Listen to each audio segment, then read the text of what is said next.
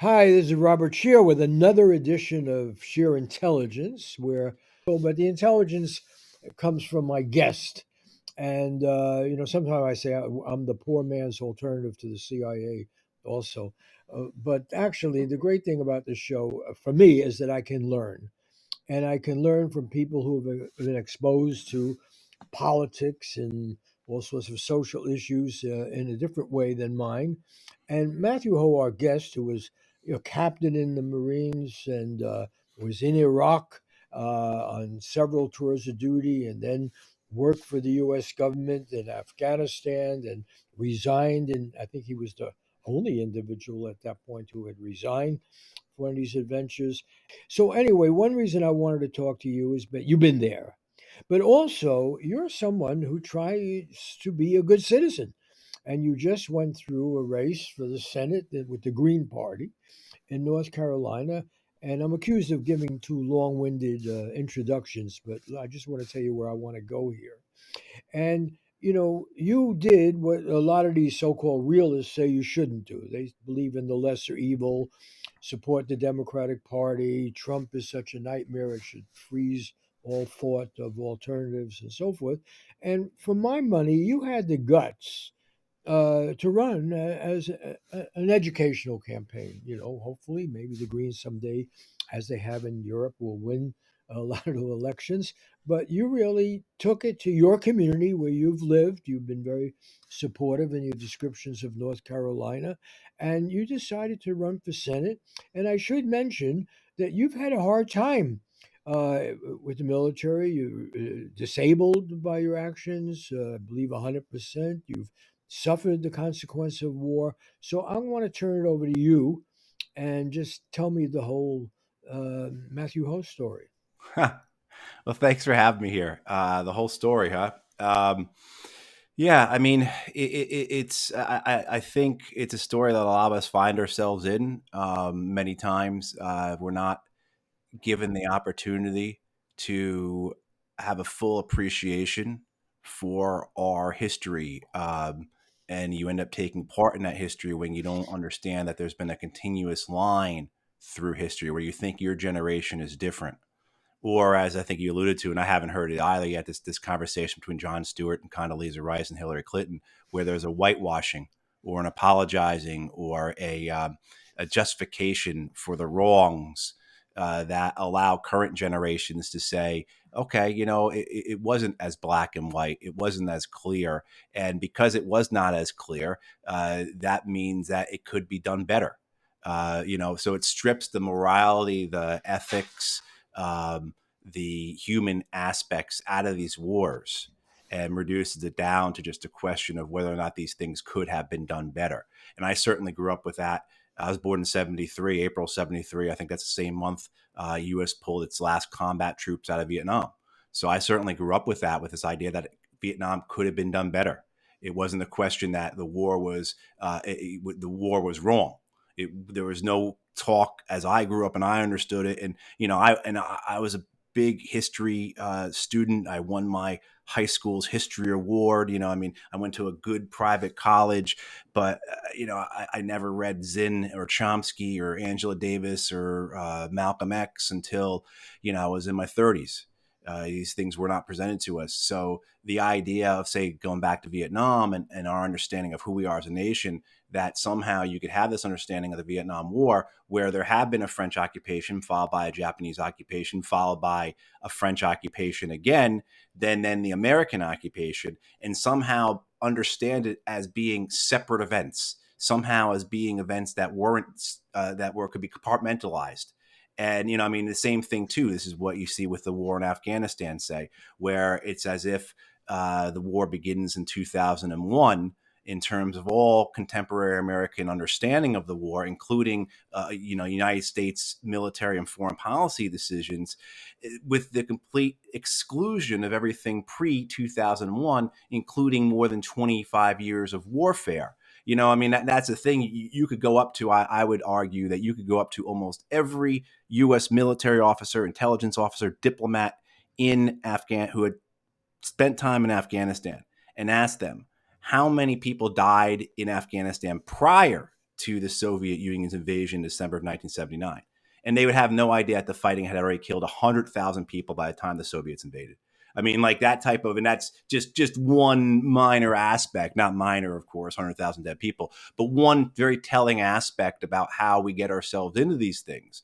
I think both personally and as a society, because we just don't have a full appreciation of what we are truly entering. And we also, too, we cut out, again, that spiritual, moral, ethical component of what we're talking about, and just talk about how we could have done it better, or if we just have one more aircraft carrier or two more divisions or something like that. Yeah, there's a deliberate ignorance to the enterprise because, for instance, Vietnam, actually a country I went to report on when we had very few troops still, well, quite a few, but 64. There were flood control advisors when they were first put in, and then it was growing and so forth. But anybody who went to a library, I happened to go to the 42nd Street Library, I think, in New York when I did, just pulled some books and everything, and then I was at Berkeley, would have known that the assumption of that war, that really we were checking China. There'd been the Mm. communist Chinese revolution, and well, how did that happen? Who lost China as if it was ours to lose? Right. And then suddenly the emphasis was on Vietnam. Oh, we'll beat them there. We didn't quite beat them in Korea. We'll beat them there, and that will tell China.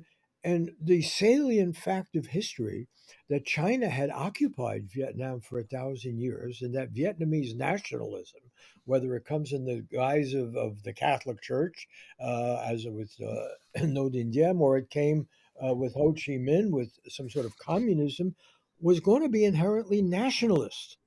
And what happens? We lose in Vietnam. The thing everybody said, you can't just get out. You can't lose. We have the most ignominious defeat we've ever had. And what happens? They don't invade San Diego. They don't have any ability to come to the United States. Vietnam and China, two communist countries, go to war. Mm-hmm. They, Yep. sh- they go to war over their Right. border and over islands, which they're still fighting about. Right. And now we're into punishing China. So we want to say, oh no, make those iPhones in Vietnam, make it in the good communist country, not in the bad communist country. I mean, so there's an insanity to it. Right. And what I found very impressive about your campaign, your writings, your speaking, is you're willing to address the essential madness that we don't have adults watching the store. We have irrational people making decisions. And folks like yourself, you spent 10 years in the Marines. We should talk about that a little bit. And then you go over there trying to do something through the government agency in Afghanistan, and you're up against the reality that logic and fact don't seem to be in play here. Right. And yet, people who have very good educations, I happen to go to City College in New York, so I didn't go to Harvard, but people who have on the paper better education than I've had anyway, they don't seem to have even pulled one book off the shelf on any of these subjects. I mean, people have written about it. Okay, so Right. take me there. You're in the middle. Why don't you just take me through your career? I don't know. Let's take the time to really spell this out. You say you hadn't heard all this history and so forth.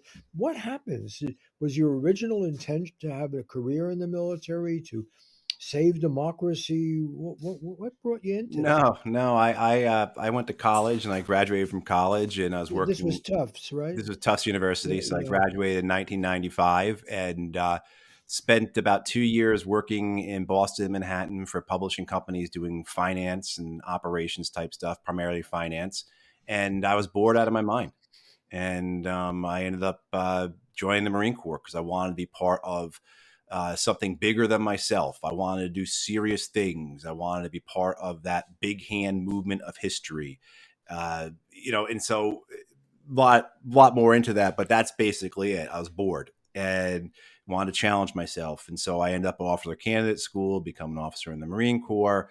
I spend time in Okinawa, Japan. Then I get sent to the Pentagon in 2002, where I am the Marine Corps' White House liaison officer, among some other duties.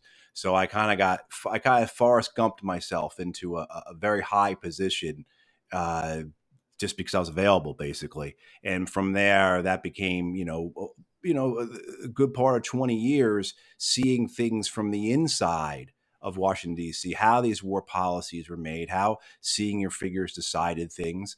That allowed me to get a position in with the U.S. Embassy team in Iraq in 2004.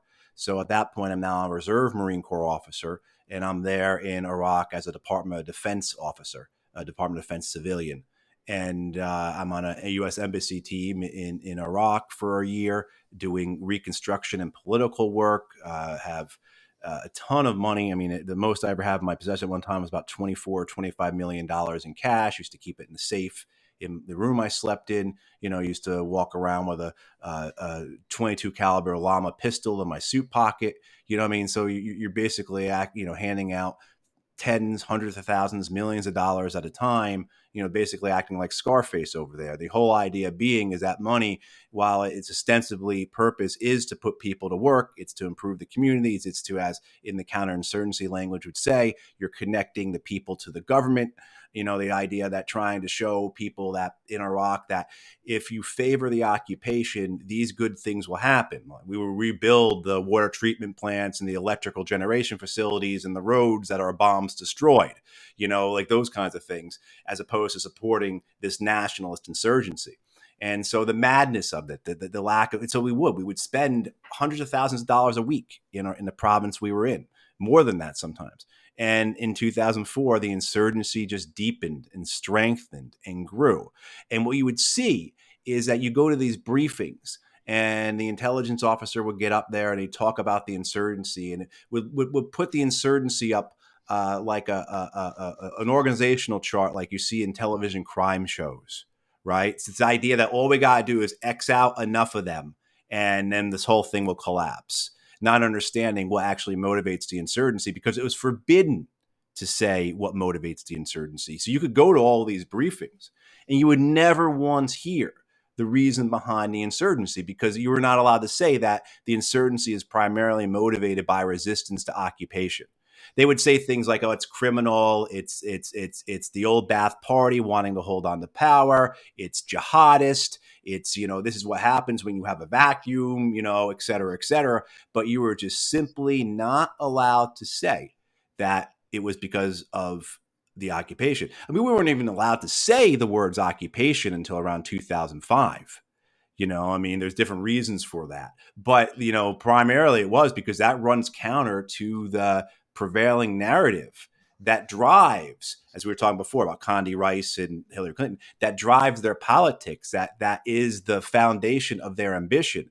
And so, I saw that quite clearly. And then I go back to the State Department in 2005 and I'm on the Iraq desk, and same thing too, kind of Forrest Gump myself into a position where I can see very senior things happening. And, among one of my duties was to every week produce what's called the Iraq Weekly Status Report. And this was a document that went to the president, went to the vice president, went to the secretary of state. There's a classified and unclassified version. And the whole purpose of it was to ostensibly, right, to give a status report on what's happening on Iraq, a weekly status report. But of course, it was all cooked, right? Of course, it was all, all the stories we put in there, all the reporting we put in there were good news. And I spent half my time trying to find a good news story to put in there because there was no good news. So then you would do things, the story would get amended or certain things would get left out of the story to make it seem like good. But the one thing you couldn't do is you couldn't really at that point. They did later in the Afghan war under Secretary of Defense Panetta. They started cutting back on a lot of the information that they put out. But you couldn't hide the amount of casualties. You couldn't hide the amount of Iraqi security force casualties. You couldn't hide the amount of attacks the insurgency was waging. So all these metrics that told you that the war was getting worse, and that meant, of course, the insurgency was growing its support. And why was that? And, you look at the classified reporting, and certainly you would see very clearly, and this was reported publicly as well eventually, 97% of the insurgency was nationalist based. We would capture, and in the insurgents that we would capture that were coming from overseas, from other places, from Libya, say, or Egypt, or Yemen, or Saudi Arabia, to fight us in Iraq. When they were interrogated and they were asked, why did you come here to Iraq? They would say, because of Abu Ghraib, or because of Guantanamo Bay, or I came here because I wanted to defend my people, my land, my faith. So again, even for the folks, even for the people that were coming from other countries to fight us in Iraq, it was in defense of Iraq. It was not out of some type of holy jihad or holy war venture that they wanted to go upon. So, I mean, so those kinds of things happen over and over again. I go back to Iraq with the Marine Corps. I'm back at the Department of Defense. Before you go back to Iraq, let me just take those first years, okay? So you had already been at Tufts University, right? Yeah. Tufts, yeah, which is a famous university, right? I mean, highly regarded. And you had studied what, foreign policy, or what did No, you study? I was a comparative religion and literature major, and I studied a lot of philosophy. Okay, well that's Yeah, even and a better. lot of political science. Yeah. Okay, so So that's even better. You had yeah. studied religion and so on, and you knew by then when you get there, and all your colleagues, and they're all, if they're officers and everything, they're all well educated. They've taken Mhm. a lot of classes and so forth, and in the military as well. Did they not know that the fundamental excuse for this war in Iraq, the invasion, was a lie? That after all, Saddam Hussein had been our ally against Iran. Iran, which was a Shiite country, was supposed to be the main enemy, right? Yep. And then we were suddenly changing the politics of Iraq to make Iran our supposed big enemy, our ally now, right? Because there were two kinds of opposition. There was the Sunni and the Shiite, right? Mhm. And Yep. that we, and that, so one fact was Iraq had nothing to do with 9/11. Right. Indeed, it was the one country where, Saddam Hussein could keep Al Qaeda out. And so there was not one person on the airplane or anything that attacked us. Not 15 of the 19 were from Saudi Arabia, our big ally, right? Right. But okay, so here you are, a college guy, educated and about religion, and what would happen in these discussions? Did you ever say, "Wait a minute, this guy Saddam Hussein, he was our ally fighting against Iran. Somehow we've lost him in the thread here. Now he's the enemy, and so we kill him, get rid of him, but we unleash all these Sunnis, right? And now we're fighting them, and we somehow have the support of these militias that are trained in Iran and supported by them. We've made holy war here in a country that actually didn't have much experience. I'm just asking, at that moment, what do the smart people you're hanging out with and your briefings and everything, how do they deal with that? And Uh, what do they tell the Hillary Clintons and the Condoleezza Rice about what's going on? Nothing really is said about it. I mean, those conversations weren't really had. You would have. Um, there was this is where the great lie it comes into play, where you wrap yourself around it, and then you protect yourself as you're in the military, or if you're in intelligence, or if you're in the diplomatic corps, in the sense that you don't create policy, you execute policy. So you give yourself those excuses as well. And I mean, one of the things to clearly was that when you're over there, you are so busy that you don't have time for these things, that the missions that you're on, that what you're doing is so pressing that it gives you a reason not to open up the aperture, not to have those discussions. So we really did not discuss these things. Of course, guys would say things. Of course, people would say, can you believe we're doing this?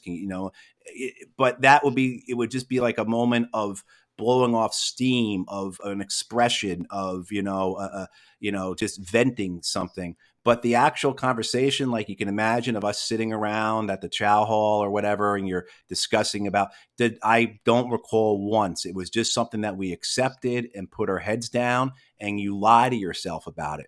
And this is what happens with me and with many others. And now you get into this concept of moral injury, which I believe is a driving factor behind, combat veteran suicides, of which we see, which well elevated over what civilians go through. This idea that you have transgressed, that you did something like this, like you took part in the Iraq War, you lied to it all, you lied to yourself all throughout, you made excuses to yourself, and now here you are on the other side about it. And what are you going to do about it? You chose to do this, and guess what? Your regret and your shame is so great. You have ripped out the entire moral foundations of who you are.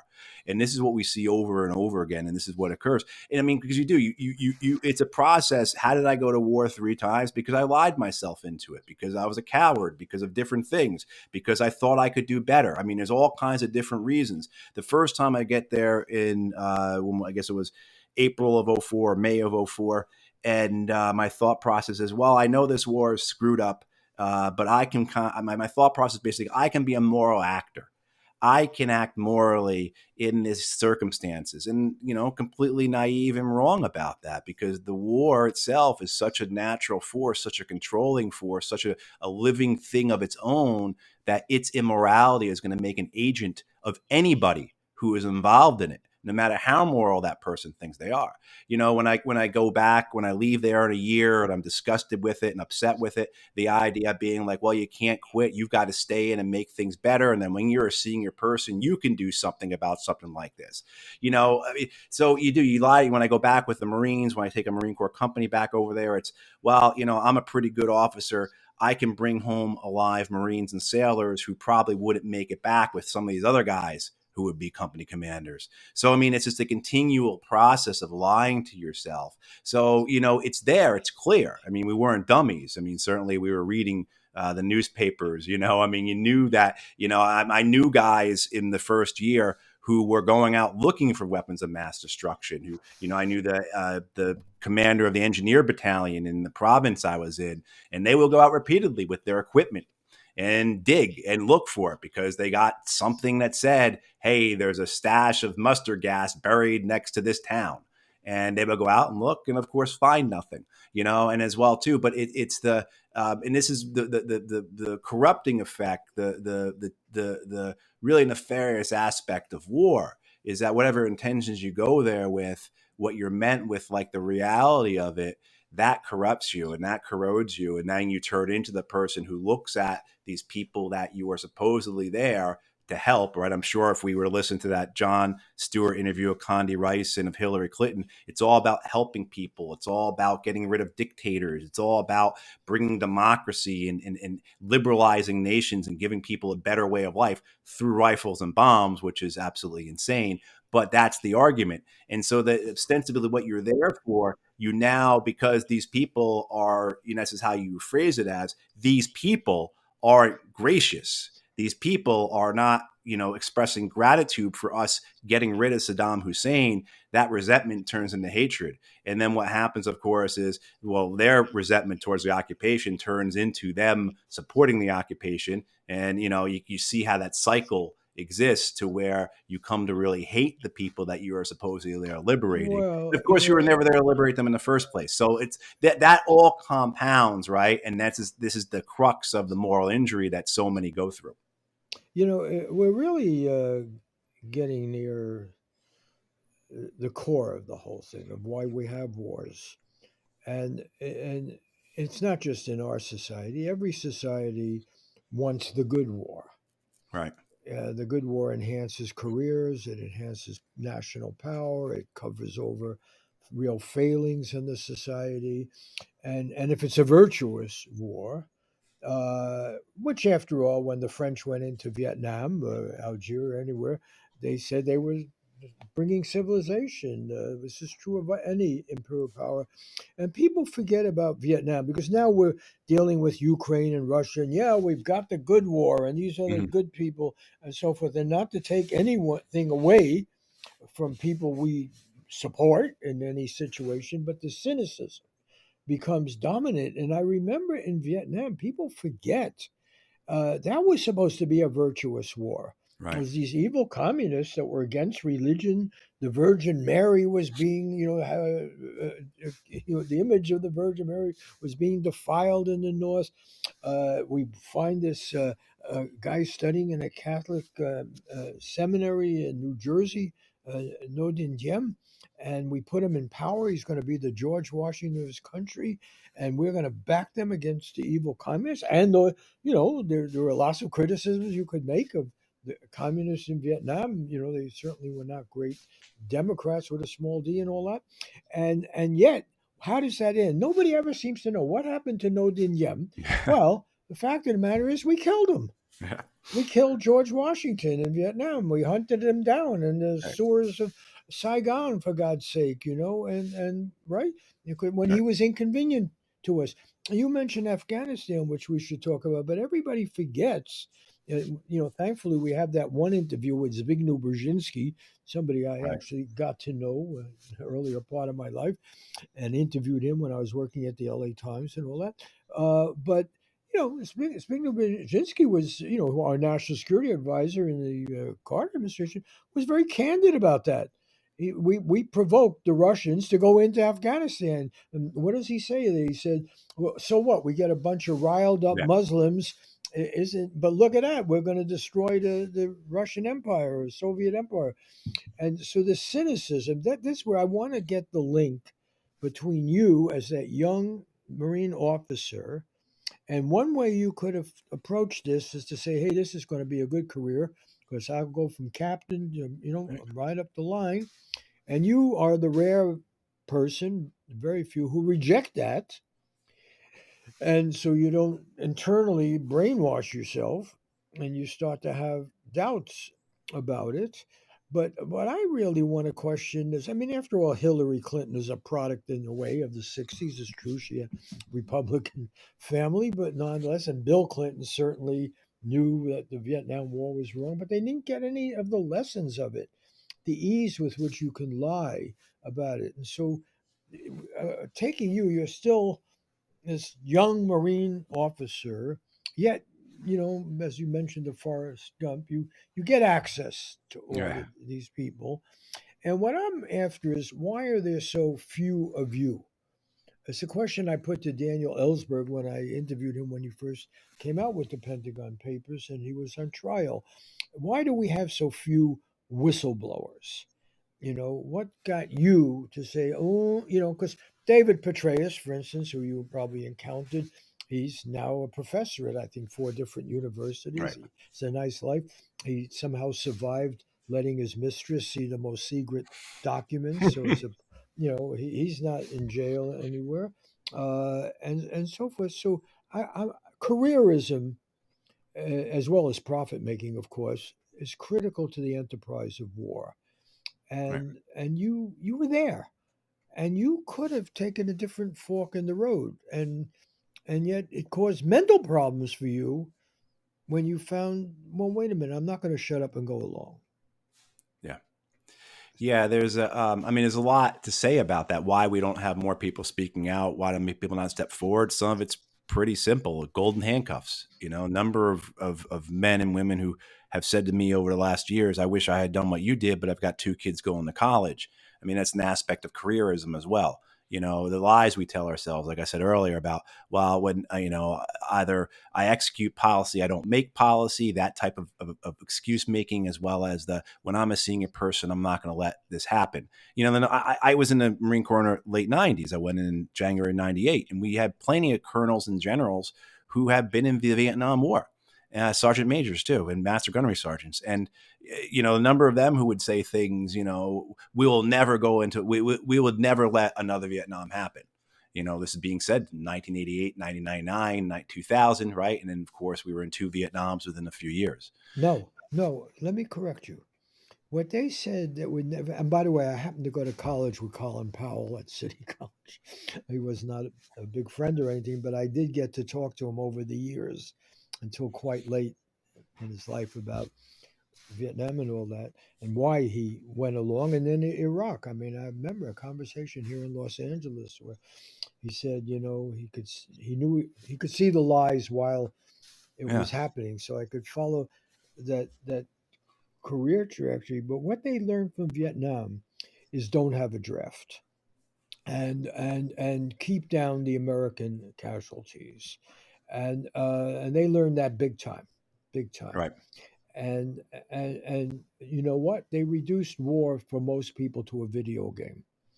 And so the two of us, are sitting here now, and we don't have a big outlet. This is a small venture. Hopefully, we can pick up some tens of thousands of people to watch it or what have you. But even the internet now has been cut way back into what you're going to get out there, even compared to 3, 4, 5 years ago. It's heavily regulated and Right. censored and by private companies, so it doesn't even warrant constitutional protection. You get, YouTube or something to censor it, and the fact of the matter is, by making it a video game and allowing certainly more affluent people to avoid the whole experience, basically, cynicism drives the whole enterprise. You know, and I mean, that's what is so uh, maddening about it. I mean, if you kill a lot of Afghans or Iraqis or Ukrainians, well, that's them, and you're probably doing them a favor. And really, what you're up against, and I want to get to your campaign for the Senate, when you're trying to do something as a private citizen, the fact is, there wasn't even one Democrat. Barbara Lee was opposed to the Iraq War. She happens to be somebody I voted for in my life from Oakland and so forth. But this time, there wasn't one person who spoke out about Ukraine or Yeah. or even provoking China over Taiwan and everything. It's like it's all now once again fashionable Yeah. to be. Everybody votes for bigger military budget, and I want to bring up, you did this thing running as a Green Party candidate, and they would all tut tut about that. Oh, how immature, how childish, the Green Party. Why aren't you a good Democrat, right? The I got fact that is, the quite a bit. Democrat, yeah, and the Yeah. Democrats are now the war party. Let's Yeah. face it. There seems to be more opposition for whatever reason in the Republican Party. At least there are some, people talk about the cost of it and what are we doing and so forth. But I want you to, yeah, you tried to take this message of peace. I'm looking at the clock. I mean, I could talk to you for hours, and I'm actually be quite happy to do it. Uh, but I want to make this trajectory from the reality you experienced. We haven't really talked enough about Afghanistan, but you know, no one can say you haven't seen this reality. You Mhm. lived it. And then you try to make it a political message and run the candidate in North Carolina for Senate. And what do people say? You're not being a realist. You're not realistic. You who have tasted war, you're not a realist. It's very similar to what we've been talking about with deliberate ignorance, the willful ignorance. The One of the things we would say is that we tried to get media attention. Look, we're the only campaign that's calling for Medicare for all. We're the only campaign calling for a universal health care, single payer type system. This is what the majority of Americans continually express that they want.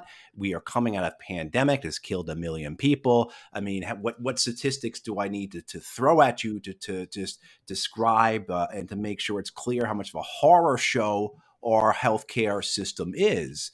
And how is that not worthy then of having a voice in this race? And there's a dissonance that I would say to journalists, okay, find me on my issues page what does not have majority or plurality support among the public, because they would tell you fringe issues and everything. What is fringe? What is? And it was just a dissonance of between what was being said, the narrative, and the reality. So you could have a campaign like mine that would be completely ignored by the media, as we have rents in North Carolina go up anywhere, depending on what part of the state you're in, anywhere from 25 to 75% rents are going up. Yet somehow it's not conducive to the debate, to the race, to have someone included who is arguing for rent control. Right. I mean, so there is this dissonance that occurs. That's a deliberate dissonance, and then it's the media themselves would bemoan, oh, it's just all about identity politics, and not about the issues. And they themselves would be the ones who would write these uh, 18 paragraph long, 20 paragraph long articles on the U.S. Senate race here in North Carolina or what have you, and there'd be nothing about issues. It would all be like an identity piece. And so I mean, it's the same type of things that as I was expressing before about how you could have this understanding that we all knew that the Iraq insurgency, the Afghan insurgency was motivated by a resentment towards occupation. And then that just gets cut off. That's not allowed to be communicated in the same way that you can have a U.S. Senate race in North Carolina, where we are seeing the effects of the worst state in the nation for workers, as described by Oxfam continuously, and yet there's not a candidate in the media present who is arguing for workers' rights.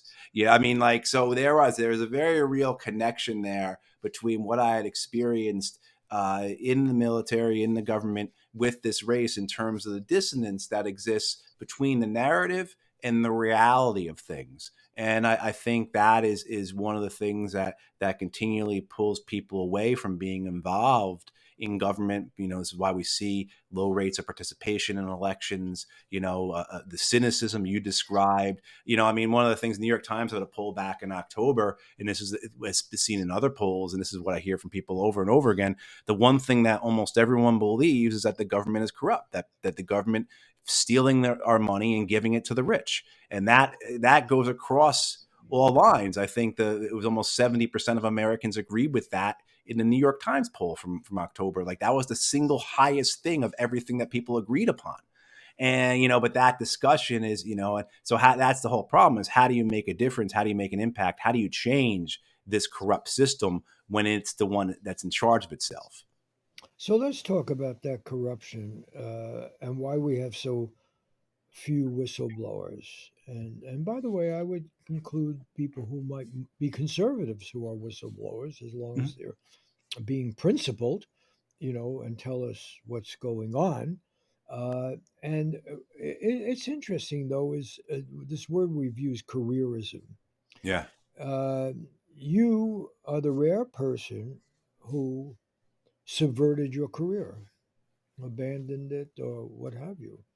And you on your way to a very successful career as long as you were consistent with the aims of the military industrial complex. A phrase that we honor because we honor uh, General Eisenhower turned President Eisenhower. Still, I remember I wore a "I like Ike" button in the Bronx when I was a kid. I was a big Eisenhower fan. I think I was the only one in the whole Bronx. But I saw then as a young kid, I know this guy's speaking the truth. He's experienced war. He was against dropping the bomb. I mean, there was. I think are you connected with the Eisenhower Institute? I am. Yeah. Yeah, Yeah. yeah, Yeah. and I love the fact that they're honoring him. Not that he was perfect, and not that everything was great, but still he was one president, and the other president, ironically, I bring this up from time to time, who warned us about the military was George Washington. Hmm. And, Yeah. and in his farewell address, we always talk about Eisenhower's farewell address. In George Washington's farewell address, which was a piece of paper in his desk, and so he warned us about the impostures of pretended patriotism. Probably never heard this phrase, right? Hmm. Okay, so after the show, Yeah. you'll probably, if you're like me, you'll look it up and say, did George Writing Washington it down right now. yeah. Did and I always do that after the show. I said, did I make that up? Did George Washington really warn? And he did. It's in his farewell address. And he said, gentle means, yes, he wasn't an isolationist in the sense of being indifferent to the world. He said, let's have commerce, trade, contact with the world, but by gentle means, don't force Hmm. anything. And he said, beware the impostures of pretended patriotism. Your battle is with the impostures of pretended patriotism. It's Daniel Ellsberg's battle. You can go down the list of not very long list of people who had a good career before them, and you being pals with the powerful people and financial community on Wall Street, which is what Hillary and Bill Clinton did, or the military industrial complex. And the value of the Green Party, let me just say this, it's small, it's probably incoherent in a lot of ways. It's not taken seriously by design. It's broken through internationally, Green Party. And I think in Germany right now, one of the top ministers is a veteran of the Green Party. They've had some impact, although now Germany is going back to a military budget and embracing nuclear power and all that. But the fact of the matter is, your life story, insofar as I can understand it, and I hope somebody makes a movie about it, or that you write some. No, I mean, it's really worth examining. Why do we, in a society where basically we still don't torture our own people, we're not yet there at 1984, Orwell's world, uh, why do so few people speak out? I mean, come on, there's got to be people right now on these congressional staffs who are no. I mean, where's Bernie Sanders on this Yeah. stuff? And you make this sadly pathetic campaign for the Senate, but what you're saying should be commonly accepted Right. as it should be common sense. Common sense. And now, of course, we have once again another good war in the Ukraine. So we can put the most advanced military equipment in. We can say, "Oh, forget about nuclear war. Let's poke our finger in the eye of Ho Chi Minh. Now we'll do it with Putin, who's not even a communist; he's an anti-communist. But we forget that whole business. Or let's poke it in the eye of the Chinese, or what have you. And there's not, as far as I can see, a single progressive representative in the U.S. Congress who dares to question this narrative. Not a single one. Right. Yeah. I don't get it. If it was an overtly totalitarian society, and they're gonna jab uh, rifle butts into your head at random. We do have torture, we do have that, but come on, where why are you the lone voice there down in North Carolina as a Green Party candidate? Where are the progressives? Um, First, let me go back to that Washington quote. I had Did not you heard did that. you look it up? I've written it down. No, I but look can't. it I up. Look it can't. up now. People watching this. For me to do this and talk at the same time, you're really Okay, going to okay, expose okay, my okay. limitations here. But Yeah. a few years ago, I did write an essay on Pete Buttigieg, the current Secretary of Transportation, former mayor of South Bend, Indiana, and I had entitled. This was when he was running for president in 2020, and I'd entitled the essay something along. It was "Beware the men who live lie who beware of men who live the illusion of danger." And very similar to that Washington quote. I can't remember where the quote I took came from.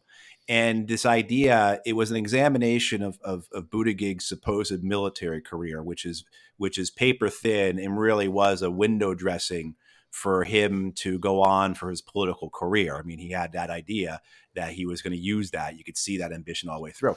The crux of that essay, though, was about the unit that he was attached to in Afghanistan, which was the counter narcotics intelligence unit, and about how the whole aspect of the whole drug war in Afghanistan, the major drug lords in that country were our allies. And everyone knew this. And you can see reporting, Washington Post, New York Times. The biggest drug lord at one point is in the world potentially, not just in Afghanistan, is Ahmed Wali Karzai, the president of Afghanistan's half brother is the biggest. You have this over in this bright, shining reality, this lie that everyone just ignored. Everyone ignored and ignored and ignored. And I think some of this comes back to, and the fact too, with that, when I wrote that essay, the attention seemed to be on the fact that I was swift boating Buttigieg, which was not the point at all. But that's where, and but which proved the point of the article that, if you put up this window dressing, if you put up this pretend patriotism, that will have such an effect. That will be overwhelming. And I think a lot of this, to get back to the whistleblowers, why do people not step out? Because it's very dangerous. It's very hard. It's financially ruinous. It's emotionally destructive. There are aspects of this that look, when I resigned in protest from the State Department over the escalation of the Afghan war in 2009, my intention was just to go home and really drink myself to death at that point. I mean, there was no intention for me of speaking out or anything. What's interesting is that my one of the guy who had hired me for that job, who was the head of Afghanistan operations for the State Department, when Holbrooke got my resignation letter and demanded, like, who is this guy? Find out what's going on.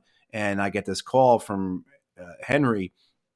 The first question out of his mouth is, "Are you going to go to the press about this?" And I had never thought about that, never contemplated it. It's not until I've been home for a month or so that I contact the press when my anger gets to that point that and it was just simply I wanted to write an op-ed for the Washington Post saying, this is why I resigned for the Afghan war.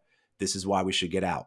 Nothing more than that. And it turns into a big media thing. I become this media darling for many, many months. But I mean, the reason why, how come not many others? A lot of it's the dangers of it. You get to the point where you're able to speak out, you're going to lose a lot, and a lot of it's got to do, I think, with the psychological nature of being human. A lot of this has got to do with societal evolution, the fear that we have of not being allowed to be kept at the campfire. And I can't remember the names of these studies, but there have been some very famous studies done that show that type of group psychology that explain groupthink, right? That explain mob mentality, right? I mean, this is something that we know and we can appreciate. And when people are put in those circumstances, the brain will start pushing chemicals to keep you with the group. I mean, and so there's depression, anxiety, and you see that most whistleblowers have these mental health issues. They have emotional issues. They have, I mean, to this day, something I don't speak about much. But so I resigned in protest 13 years ago, more than 13 years ago. To this day, and it's never happened, but to this day, if I get an email from one of my former Marines or someone I served with, my initial gut thought, my initial feeling, the initial anxiety I have when I see that email is that they're going to be telling me off, right? You traitor, why did you do this? Why did you betray us like this? It's never happened. But still, in my brain someplace, my brain is saying, look, if you leave this group, you're going to face these consequences. And then let alone what the government does. I mean, the government, way it goes after, particularly beginning under the Obama administration, the way it's gone after whistleblowers using the Espionage Act, the way it's made examples out of. More than all other presidents before the Obama. Right, exactly. Why I do mean, we ignore? I voted for Obama. I even have a collection of T-shirts. I contributed the first time beyond my means. I bought, I think, $1,000 worth of T-shirts the night before the election. I was just happened to be speaking in San Diego, and somebody said, "Oh, yeah, it's still close." And, right there, I went back with my wife. We went to her place. She was a, one of these. What do they call them? That wrap funds together, and gave me these T-shirts. bundler, yeah. Yeah, for and I'm not. By the way, I think Obama had.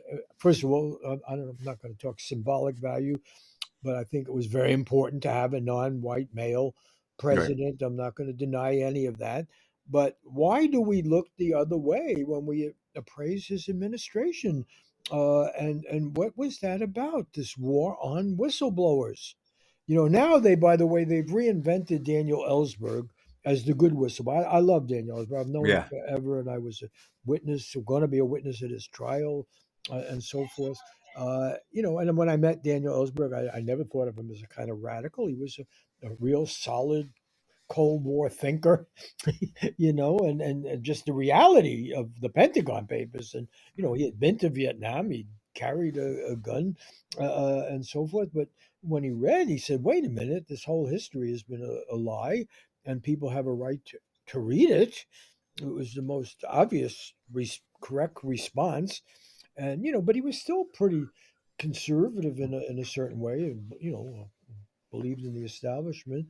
And at the time, everybody forgets they wanted to do to him what they're now doing to Julian Assange, and Julian Hmm. Assange not even an American, and he Right. wasn't working for the government. Daniel Ellsberg was, but anyway, Daniel Ellsberg, and he's commented on this, has been reinvented as kind of the good whistleblower, and everyone else now who is more contemporaneous, they're bad, Right. and the question is, put it to you directly. Why don't we want to know a different point of view? Forget about the truth, just a different point of view. Why can't we hear a different point of view? And I think there's an understanding that it's always a tissue of lies and it will fall apart Right. if you examine it. That's, I mean, I just think my wife did a book with Pat Tillman, his mother, about his Mm. experience, uh, and Kevin Tillman, his brother, was with him, and she spent years, and I love his mother. I think she's an incredible woman, Mary Tillman, and yeah, that was it. There's this brother, two brothers go there to save a democracy.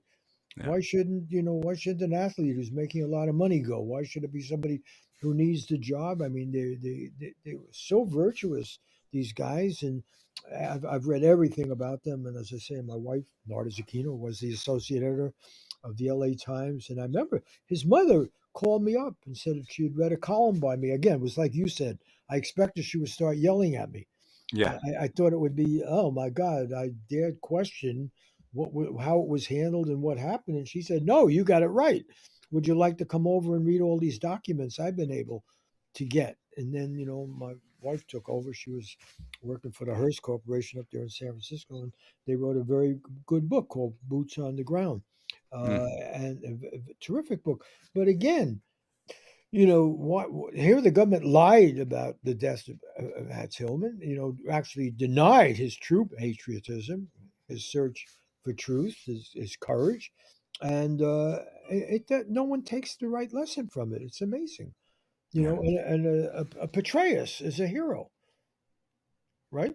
Right. Right. Or I mean, the general who is in that whole cover up after Pat Tillman's killed, and people are not familiar with the story. He's a NFL player. He goes to after 9/11. He joins the army, becomes an Army Ranger, gets deployed to Afghanistan. He's killed by his own troops, friendly fire incident, and of course the U.S. military covers it up, says he was a very heroic death, and doesn't and the general who was in charge of all that was Stan McChrystal, the general who then leads U.S. Special Operations Forces in Iraq, but then more famously or infamously leads the Afghan war surge of President Obama. That escalation.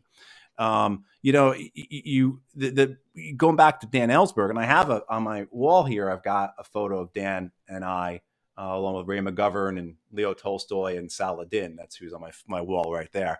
And of course, Julian Assange is behind me for your Assange poster. But Well, could you move your head? I want to see the Julian Assange. Oh yeah, look at that. yeah, Yeah. um, And, you know, and why there's nobody speaking up about that? Hardly no, anybody. Yeah, no. yeah. It's. I think with that, when I try and talk to journalists about that, I find two things with journalists with Julian Assange, American journalists. One, they don't have an understanding what's occurring, so they honestly believe, because they haven't put any effort or time, or and because the construction and explanation of what's going on is so faulted and so twisted and such propaganda, that the Assange case is something that has to deal with an actual hacking event where government computers were broken into and secrets were stolen, and that's the explanation for it. Or that he is an actual Russian agent and he was in the employ of the Russian government. And again, all these things that are completely untrue, that are deliberate misinformation operations. I see that in journalists. This is what they actually believe. And the other aspect is they don't want to get involved. They don't want to stick their neck out. They don't want to, because the prevailing establishment view is you don't want to alienate the government. You don't want to alienate the national security, agencies. We live in a time of access journalism, where it's very important for them to maintain that access, and certainly Oh, and want also the money, for God's in sake. the I mean, money as yeah, well. I yeah, mean, you can get yeah, into all the aspects of that. The same banks, I'm a big fan of Paul Jay's work. The journalist Paul Jay, yeah. and a couple of years ago, he did this really great expose on how 5% of 95% of the S&P 500 is owned by about 5 different banks. 5 different institutions, BlackRock, State Street, Vanguard, a couple others, own 95% of the S&P 500. They're the principal shareholders in all those. I mean, so everything is tied together if you understand that. And I mean, certainly that why then would you stick your neck out? Why would you go against the narrative? Why would you do something different than what your peers are doing when there is no reward? When, as you can see, the results may be like what John Kiriakou went through, what Tom Drake went through, what Chelsea Manning went through, what Daniel Hale is going through right now. And then for the journalists as well, what's it going to get you? You're going to lose your access. You're probably going to lose any chance to get a job with the New York Times or anything like in the future. I mean, look at what's his name? Ken Dillion, who used to be at the LA Times and was at MSNBC, and I forget where he's at now. He was clearly exposed as sending his stories to the CIA to get their approval for his stories. And when that was exposed, all it did was get him promoted. He went from the LA Times to MSNBC, I think. Maggie Haberman, the White House journalist for the Post or the Times. Remember, one of the things that came out in the Clinton or the Podesta emails was how, send this to Maggie because she's a reliable ally of ours. Right? I mean, this is a senior one of the most prominent one of the most prominent White House reporters in the nation, and the Clinton campaign is ascribing her as a reliable ally. I'm paraphrasing, of course. And she doesn't lose her job. She doesn't. No, she just So it's not just the sticks, but it's the carrots that are also available if you go along. If you're rewarded. I remember, I had this experience where in late 2009, at this point in 2009, Dan Rather had his own show on Discovery Network or something like that. It was an hour-long weekly in-depth news show that Rather was doing. And they bring me up to New York and, I sit with Rather for 2 or 3 hours, interview with him. And he's very agreeable to what I'm saying. And then when we're filming B-roll, walking around Midtown Manhattan or wherever we were, he says to me, he says, I know you're right about Afghanistan because I've been going there for 3 decades. And as I'm leaving, his producer comes up to me and he says, hey, what do you think of this? And it's an email from this strategic communications firm, a public relations firm, employed by U.S. Central Command, which is the warfighting organization for the Middle East, so both the Afghan and the Iraq War, headed by David Petraeus at that point. And the email basically says, look, we know you're talking with Matthew Ho. You can't trust that guy. He's made up a lot of stuff. And if he's the type of person that you want to talk to, we don't think anyone in Central Command, we don't think you're the right type of people for us to work with. And so I say, this is, bullshit. What do you want me to say about this? And he says, okay. And a month or so later, when that special, a Dan Rather special on Afghanistan goes to air, I'm nowhere in it. But there's like the correspondent, it wasn't Rather, somebody else, flying around in a helicopter with Stan McChrystal. Right. So there, and I went through that. I mean, you had they had hired a firm to discredit me and to put that out there. And because I got this repeatedly from other producers, other reporters, hey, I'm getting this email saying you're not who you say you are, or saying, on and on. And so there is like a real, it's not a passive attempt, but a very real aggressive function of the Pentagon's got the biggest public relations operation in the world. When you include their recruiting and everything else, their public relations budget is something like $8 billion a year.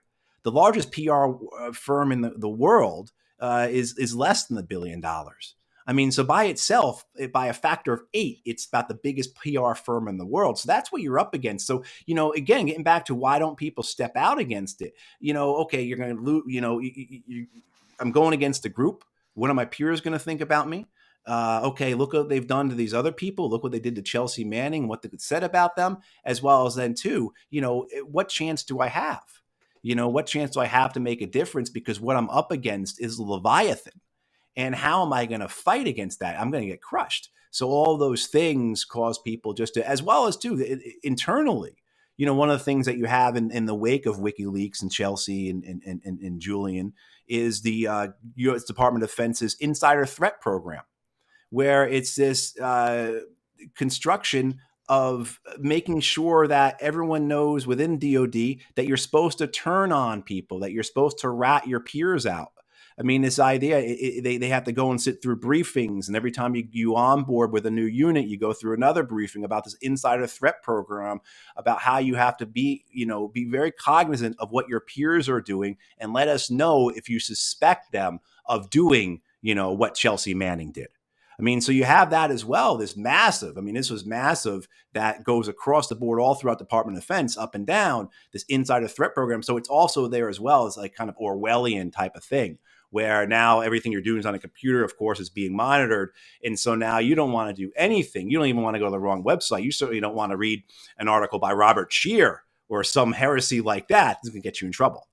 So there's all these things that compound that are a real effort to make sure that there aren't any more whistleblowers. Let me say, since you brought me into this, I've had moments of respectability also, and that's why I understand the game so well. First of all, I've worked for mainstream organizations as well as for counter ones, like Ramparts, where I Mm-hmm. certainly started. But I was at the LA Times for 29 years, and I've been around.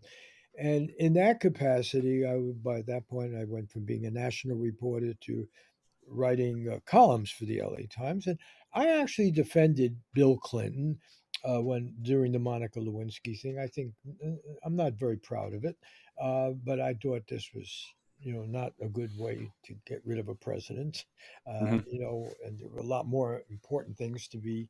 Well, I don't know. The exploitation of a human being is important, but there were big policy questions and so forth. So I was one of the people saying, why are we spending all of this time? And so I endeared myself to the Clinton White House at, at the end, and I got invited to a big White House dinner where I was at Bill Clinton's table, and Hillary Clinton, as I was going through the receiving line, said, they announced, a Marine announces your name. Mm-hmm. She said, "Oh, Robert Scheer, my favorite columnist in America. No, my favorite in the world." And Bill Clinton said, "Oh, you didn't answer my last letter," and so forth. So I know how the game is played. Yeah. If you're a rebel, you can have your taxes ordered, and Right. God knows what else they'll do to you. And if you happen to be the flavor of the month and endorse them, you can be well received, and it's made clear at every turn in your career, everyone's career, and for instance, the Pat Tillman case, and Kevin Tillman, his brother, who, had the same noble motives in joining up to say, protect the country. You can give these people jobs or you can destroy them. Right. It's that simple, and it's kind of maybe it's a good way to sort of wrap this up. I sometimes think of where are we headed in terms of a dystopian future, because things look pretty depressing, and I teach actually of using Orwell and Huxley, comparing Brave New World and 1984's two views, and what we seem to have going on now is a mixture of the two.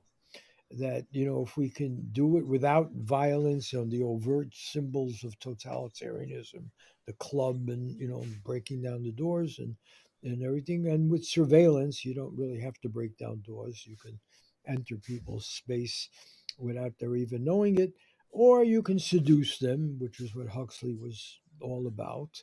And right now we seem to have a mix of the two that is quite effective. I mean, there's what we're doing to Julian. We Pat Yeah. Taxpayer, what's being done to Julian Assange is incredibly brutal. This guy's not even a U.S. citizen. He's not been convicted of anything. And yet you've got him under harsh confinement in England. And you mentioned all these other cases, and John Kiriakou, who's the guy who dared to talk about torture, and everything taken away, his benefits and all that, and he had actually captured what was supposed to be the highest member of Al Qaeda at one point, and really was out there in the field, Afghanistan and elsewhere. So, we're up against a really very sophisticated process of totalitarianism Mm. that can blend in different flavors and different strokes. At the core of it is the individual corruption, Yeah. careerism at the core of it. And and then you can rationalize it. Oh, I'll be able to help my great Right. grandchildren, and I'll, right. Yep. And then people like you who speak out, you have the burden of, did you fail your community? Did you fail your family? Did you bring it upon yourself? So why don't we just, I mean, we've gone much longer than I expected to, and maybe we could break this in two parts, probably not. So let's just sort of wrap this up though. Really, I want to remind people, you're somebody who paid your dues. You were there, right? 10 years in the Marines, right? Yeah. Total of 10 years. Yeah. Yeah. And then you are in the government in Afghanistan and everything. And then you even get it together to run for the Senate in North Carolina as a Green Party candidate. Try to work within the system. You're not throwing bombs somewhere, you're actually trying to make the thing work. And I was struck by your campaign because I knew nothing about it. Frankly, I knew nothing about it. And one of the people that works with me on this said, a former student of mine, he said, why did you get this guy on? I just saw him something he did, and I really had not followed your campaign. I have to be honest about it. I didn't have information. I had to go do some research and everything like that. And and why isn't that exemplary behavior? Here's a guy who's had real life experience within American policy. He's paid his dues, he's been out there in combat and everything. And so why isn't it wonderful that he now takes his message to the voters? And at a time when, not, I have to repeat this, not one single elected Democrat in the Congress has spoken out against the big military budgets that are going on, the use of, very advanced weaponry to provoke, I don't know, World War III. Uh, Yeah. Nuclear war is off the stage. Global warming is off the stage. Everything is, no. We got to finally got another good war. There are always good wars until they're not good wars. Remember, shock and awe worked Right. in Iraq, right? It was going to be another good war, and and we're here now. Correct me if I'm wrong. I find this one of the most dangerous moments. I'm 86 years old. I've been doing this now over 60 years, and I've been in a number of battle zones or tension areas. I was at the end of the 6 Day War in Egypt and Israel. I was, in Cambodia before and after the massacres, and Vietnam, and I was in Cuba, before and after the missile crash. I've been around the block a lot. And yet there was always a kind of peace movement. There were always people, whether it was Yeah. Bertrand Russell and Jean Paul Sartre, or whether, the neutralists and Olof Palme in Sweden, or Nehru in India. There were always people speaking out. Now there is not a semblance of a peace movement. I mean, nothing. God, I remember in the Vietnam War, you had some Democrats and Republicans spoke out about it, quite boldly, in the Congress. Uh, now nothing. And somebody like yourself who speaks out and you have this rich experience can be totally ignored. It's all about manners or something.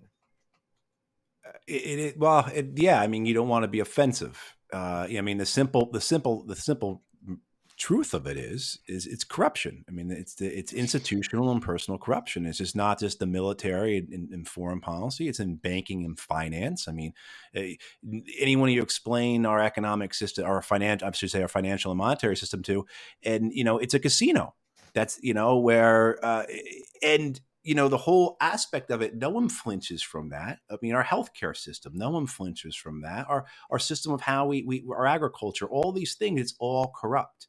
And the media is no exception. The media is maybe the most prominent case where it is corrupt. You think of something like MSNBC, where you could just go through a litany of MSNBC anchors who have either been fired or forced to resign or never made it on the air. I mean, because of their kind of truth telling, whether it be Phil Donahue or Jesse Ventura, Cenk Uygur, Dylan Ratigan, Crystal Ball. I mean, I know there's a few others as well. These have all in the last 20 years been prominent people on the major left wing news outlet who have left and have said this is corrupt, this is wrong, and there is no backlash to that. The channel just gets more popular, and further they further entrench themselves into kind of identitarian politics. We are the Fox News of the blue party, I mean, so but it's that corruption that is just undeniable. Everyone sees it. Again, public opinion polls show this. Who's talking about this, a little while before, right? Almost 70% of Americans think that government corruption is the biggest problem. And they're not talking about, the Times was very clear in that when they talked about that poll, to make it, this is not about January 6th, Mar-a-Lago or anything like that. This is about overall how Americans feel in general about their government. So this is well known and it's appreciated. And but the corruption is such that as long as you have, look, I think what undergirds that corruption is all the money, right? And so as long as you have personalities who are willing to personally be corrupt, personally go along to get along, do all the things we're talking about, whatever industry or field that they are in, the money will be there to sustain them. And of course, what we're rushing towards now is the possibility of nuclear war, where billions can die tonight. I mean, you think about that. That's something that really always stops me, is this notion that billions can die tonight. Billions. That's not academic. That's not theoretical. That's the reality. And more likely a smaller scale nuclear war, 100 nuclear weapons go off, while 3 to 4 billion of us die over the next 5 years. We get to watch our children starve to death because of the consequences of nuclear winter. And then there's also the climate change, the climate crisis, that exists. So we have these two existential threats that are standing in front of us as if they were in this room with me or with you, that are that real. And yet we go on as if there is nothing wrong, as if it's okay, as if something is going to come and rescue us. And no one is coming to rescue us. There's going to be no deus ex machina here. Like, we are in something that is existential. I mean, you can't use any other word than that. And the corruption of it all allows us as in a society, to keep walking along, expecting things to get better. And I agree, we're in a very, very dangerous place. As my friend George says, we can either, it's perpetually 2020. We can either die at 20 minutes from nuclear war or in 20 years from climate change.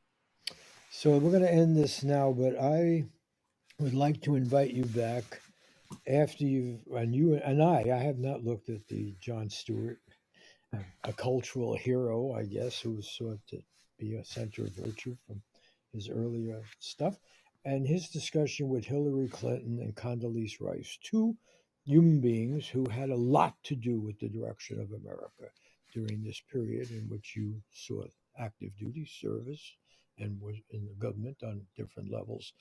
And I would like to take that as a case study of whether we have adults watching the store. Sure. These are two well educated people. As I said, I was a fellow with Condoleezza Rice in the Arms Control Center at Stanford for a while, and I've had encounters with Hillary Clinton that were quite friendly. So, respectful. And I would like to really talk about that interview from the description I've heard of it. Again, getting basic to your question, who's in charge? Right. And can you count on them to be responsible? Right? I mean, if you Right. take your child over to a daycare center, you want to know who's in charge, and well, that's your country, it's your future, your history. Who are these people? And I think you've had an interesting vantage point. So let's put. We've gone way further than I usually go, but I think it's a really important discussion, and I would like to continue it. Absolutely. And in that future discussion, talk about your fellow whistleblowers, because I really think this is what the big glaring omission in our discussion. Why don't we honor people who speak out, even if you Yeah. disagree with what they're saying. If they speak out and they're coming from a place of having inside information and are informed, why wouldn't you, certainly people in the media, why wouldn't you treat that, as okay, let's hear what they're Right. saying? And, just to remind people, Matthew O has been there. He's paid with his service, his duty, and he's tried to make it better, and he's dishonored for it. So let's, if by no other reason, when I say dishonored, I just mean to ignore a candidate for the U.S. Senate who is actually the only, or how many were there that actually raised these fundamental issues of war and peace and social justice and so forth in this campaign? You were one of the rare voices, so rare that I didn't even know you were running Right. during most of it, frankly. And I think of myself as a pretty informed person. So, I'll put that on myself. Okay, that's it for this discussion. We'll be back. I want to thank Laura Kondrzarian and Christopher Ho at KCRW, the NPR station that posts these podcasts. Joshua Scheer, our executive producer, and the JKW Foundation in the memory of a very independent, strong writer, Gene Stein, who supplies us with some funding to help do these broadcasts.